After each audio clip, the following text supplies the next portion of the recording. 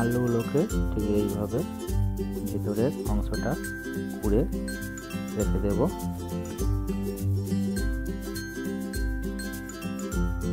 একটা আঙুল ঢুকবে ঠিক এমন ফুটো করে নিচ্ছি।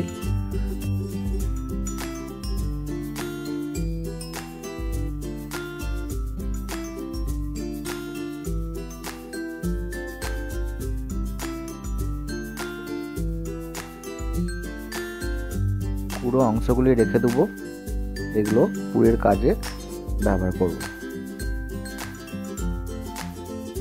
এই কাজটি হয়ে গেলে লবণ মিশ্রিত জলের মধ্যে এইগুলোকে 15 মিনিট ভিজিয়ে রেখে দেব। পুরের মশলার জন্য কিছু উপকরণ নিয়ে নিয়েছি। কুচনো কাঁচা লঙ্কা, রসুন, পেঁয়াজ ও সয়াবিন এবং কুচনো আদা।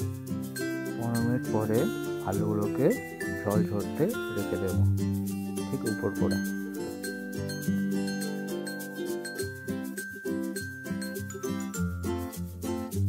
গ্রেভির জন্য কিছু উপকরণ নিয়ে নিয়েছি, এগুলোকে মিক্সিতে ভালো করে পেস্ট করে নেব।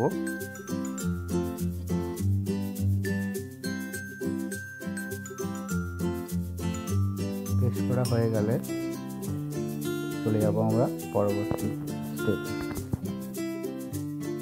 এক এক করে উপকরণগুলি গরম তেলের মধ্যে দিয়ে 2 থেকে 3 মিনিট নেড়ে চেড়ে নেব।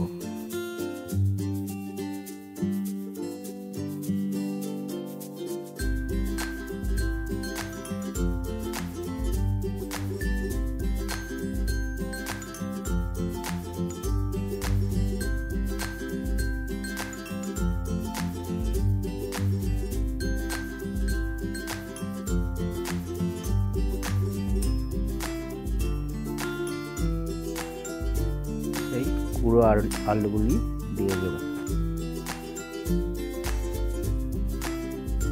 পরিমাণ মতন হলুদ, লঙ্কা গুঁড়ো ও লবণ দিয়ে দেব।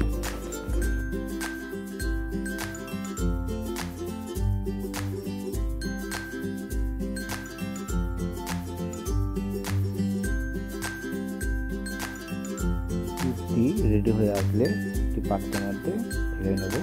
ওর মধ্যে কিছুটা চাট প্রত্যেকে ছড়িয়ে দেব। কর্নফ্লাওয়ার বা ময়দা দিয়ে একটা মিশ্রণ তৈরি করে নেব। পুরগুলো ভরে আলুগুলো রেডি করে নেব। যাতে বেরিয়ে না যায় আলুগুলোকে ওই মিশ্রণটির মধ্যে ডুবিয়ে নেব। এখানে বলে রাখি, আপনারা আপনাদের পছন্দ মতো পুর তৈরি করতে পারেন। মাংসের কিমা বা ডিমের কিমার।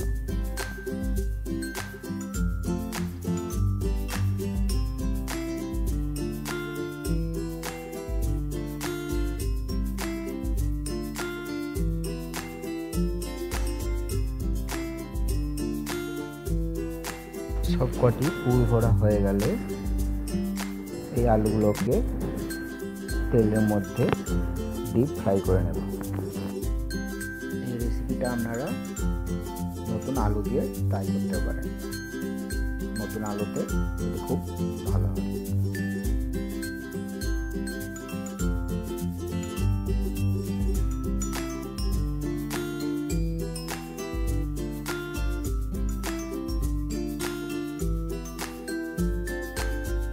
এবার গ্রেভির জন্য তেলের মধ্যে শুকনো লঙ্কা, তেজপাতা, সামান্য জিরা দিয়ে একটু নেড়ে চেড়ে নেব। 2 থেকে 3 মিনিট নেড়ে চেড়ে নেব। তারপরে ওর মধ্যে সেই পেস্টটি করে পেস্টটি দিয়ে দেব।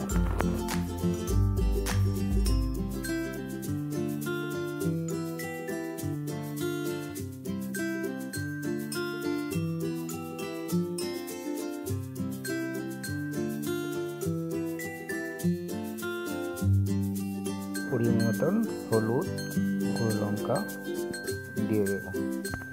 শেষে সামান্য লবণ ও চিনি দেব।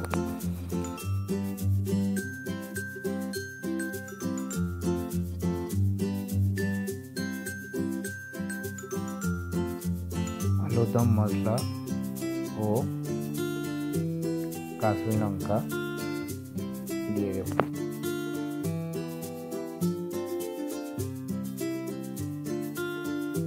দিয়ে একটু নেড়ে চেড়ে নেব।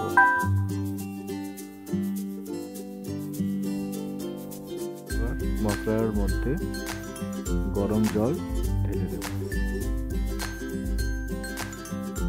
আলুগুলোকে একটা একটা করে ওই গ্রেভির মধ্যে ডুবিয়ে দেব। ডুবানোর পর বয়েল হওয়ার জন্য অপেক্ষা করব।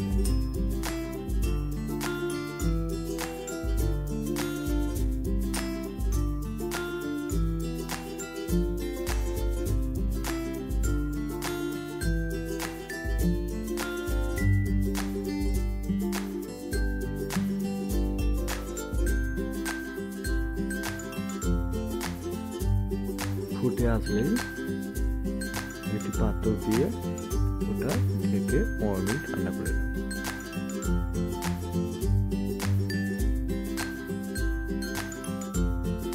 দেখুন 15 মিনিট পর কত সুন্দর গ্রেভিতে পরিণত হয়েছে।